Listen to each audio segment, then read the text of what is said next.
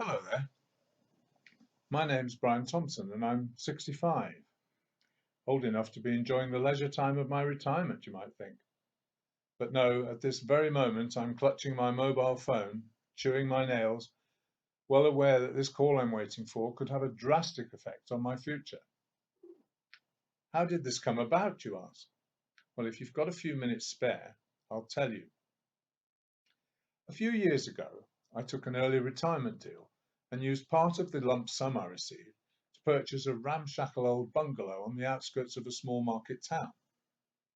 It needed tons of renovation work doing, but my wife Beryl agreed with me that we could make it a lovely country hideaway. I'll admit that I'm probably classed as a perfectionist, and so I enthusiastically threw myself into the task.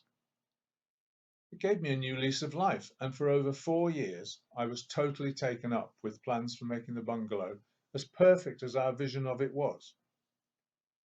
I reckon that I could have just carried on working on it indefinitely, but obviously there was a time when there was nothing more to do, and for a few months we lived out our dreams there, well satisfied with the way life was treating us. We'd even started to discuss the possibility of Beryl retiring from her NHS management post, when out of the blue one day I got a phone call from a company in Nottinghamshire. They offered me work advising them about how to improve on the running of their laboratory, and it turned out that this was through an old work colleague who'd recommended me to them. Out of curiosity, I agreed to help them out, and the generous wage they offered admittedly played a big part in my agreeing to that, as I had to travel 50 miles from our bungalow to the company site every day. However, after a few weeks, it became obvious that I couldn't keep doing that for much longer, but by then I was on board with the challenge the work offered me. In the end, I decided that we would have to move home to live nearer the new company, and worst of all, I needed to sell my pride and joy, the old bungalow. It was a terrible decision we had to make, and I could have cried the day we finally closed and locked the door for the last time and removed the key. The wisp of a memory came back to me then. It was of after my dad was killed in the line of duty. He was the local policeman. And it seemed so unfair that my mum had to sell up their house in order to pay the costs of living alone with me. I was only 12 at the time, and I couldn't even help mum out by being able to leave school and go to work. Always before, when I'd imagined my retirement, it was there at the bungalow, surrounded by the beautiful countryside, and maybe this gives you an idea of the true cost of my working for this company. I think I've worked really hard for them, gone the extra mile, as it were. I've thrown myself into the job, and I admit it was difficult getting the staff there to see the need to get the laboratory running like clockwork. There have been endless hours of not getting home before it was dark, having to work through my breaks and lunch hours, waiting for calls from important suppliers. It's stressful work, and not everyone has the stamina like me, or the adaptability which I have, to be able to thrive in such a fast-paced working environment. It might be said by some that I'm too tough on my staff, especially women, who seem to be unable to prevent stressful situations from overwhelming them. If you can't stand the heat, stay out of the kitchen, that's what I say. I've heard a rumour that one of my female members has claimed that I'm a bully and difficult to work with. There's even been talk of them having taken their allegations to someone in the human resources department.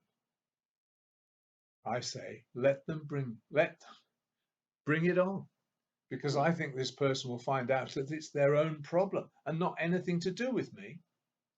I'm actually really shocked with all the talk of possible redundancies due to the COVID-19 pandemic that they actually want to get rid of me. The company directors are saying it's only fair and they're working on the basis of last in, first out. But then again, they virtually begged me to take on this job. The laboratory wouldn't be functioning at all if I hadn't come to sort out the crazy way it was being managed. How's that for gratitude?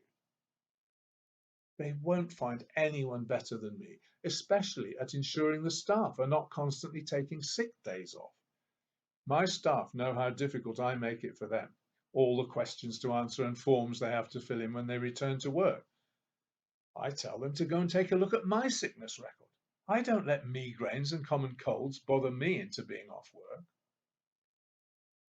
The other thing the company directors have tried telling me is that my staff might give me more loyalty if I showed them some kindness and understanding, that I would get more devotion from them and that would generally run smoother with encouragement rather than the carrot and stick method I use. How on earth can I change the practice of a lifetime, though?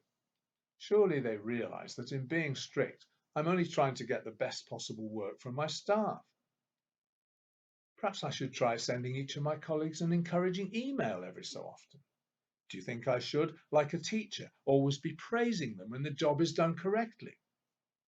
For goodness sakes, that's what they get paid for. I mean, it's laughable.